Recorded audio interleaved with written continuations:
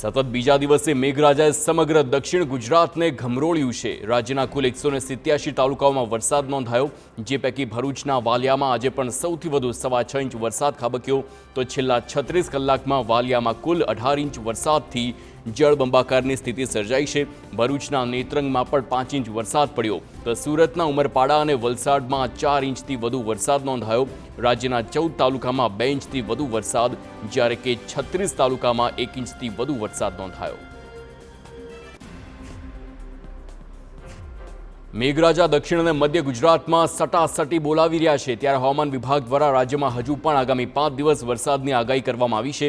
ગુજરાત પર 4 સિસ્ટમ સક્રિય હોવાના કારણે અનેક જિલ્લાઓમાં ભારેથી અતિ ભારે વરસાદ પડી શકે છે, જે અંતર્ગત ભરૂચ, સુરત, નવસારી, તાપી, વલસાડ, દમણમાં અતિ ભારે વરસાદની આગાહી છે। તો આવતીકાલે મધ્ય ગુજરાત અને દક્ષિણ ગુજરાતના જિલ્લાઓમાં છૂટાછવાયા વરસાદની આગાહી કરવામાં આવી છે।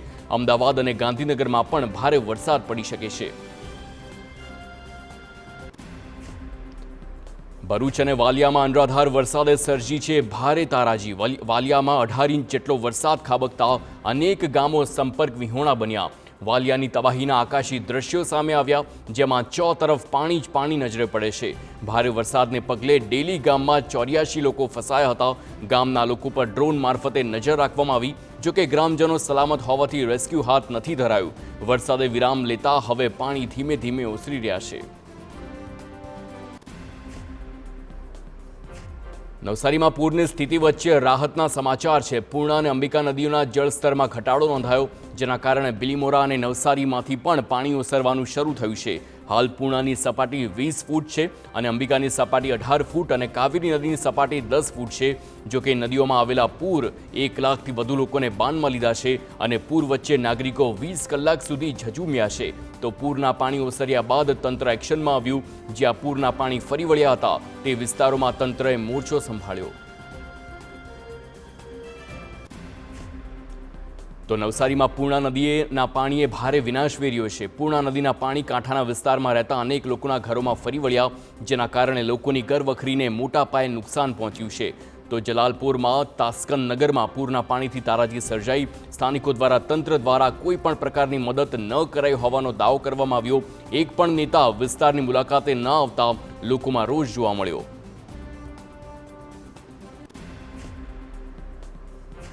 વલસાડમાં ધોધમાર વરસાદ બાદ નદીઓમાં નવા નીરની આવક થઈ। વલસાડની ખરેરા નદીમાં ઘોડાપૂરની સ્થિતિ સર્જાઈ, જેના કારણે વાઘલધરા ગામે આવેલ નદી પરનો લો લેવલનો બ્રિજ પાણીમાં ગરકાવ થઈ ગયો।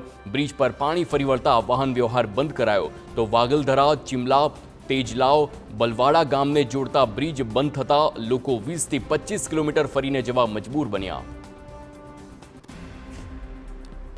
તો સુરત જિલ્લામાં ભારે વરસાદના કારણે ફરી વિકટ સ્થિતિ સર્જાઈ છે। ઉપરવાસમાં ભારે વરસાદને પગલે કીમ નદી બે કાંઠે થઈ।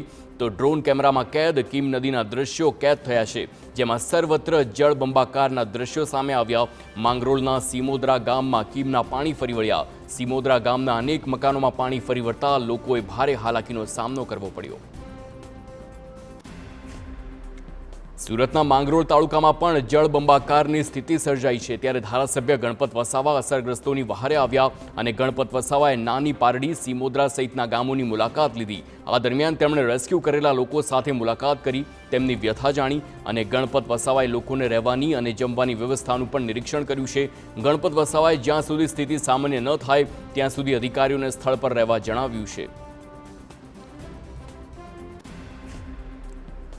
ભરૂચમાં ભારે વરસાદને પગલે નેતાઓએ પૂરગ્રસ્ત વિસ્તારોની મુલાકાત લીધી।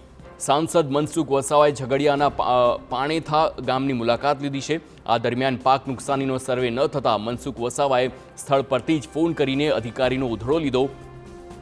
તો મનસુખ વસાવાએ અધિકારીને ઓફિસ છોડી પૂરગ્રસ્ત વિસ્તારોમાં જઈને સર્વે કરવાની સૂચના આપી છે। બીજી તરફ એમએલએ ચૈતર વસાવાએ પણ ડહેલી ગામની મુલાકાત લીધી।